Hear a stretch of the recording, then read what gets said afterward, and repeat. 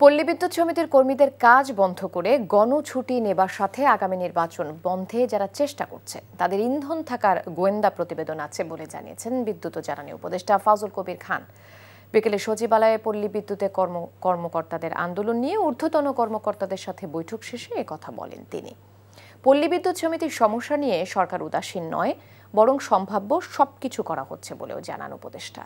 বলেন তাদের কিছু দাবি পূরণ করা হয়েছে, আবার অনেক দাবি পূরণ করতে আইন ও বিধির পরিবর্তন করতে হবে জানিয়ে কাজ করা হচ্ছে।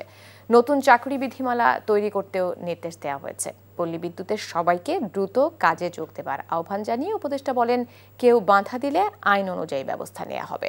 এছাড়া পল্লী বিদ্যুৎ সমিতির কেনাকাটায় দুর্নীতি খতিয়ে দেখতে সাবেক সচিবের নেতৃত্বে 7 সদস্যের কমিটি গঠন করা হয়েছে বলেও জানান তিনি।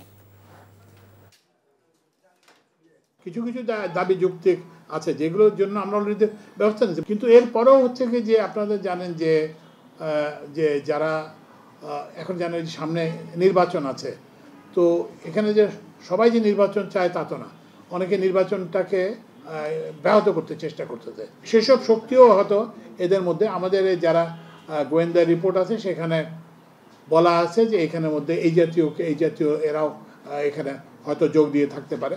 ওদের সাথে তো মিটিং করবো কার সাথে? যে লোকের ছুটি আছে তার সাথে কিসের মিটিং?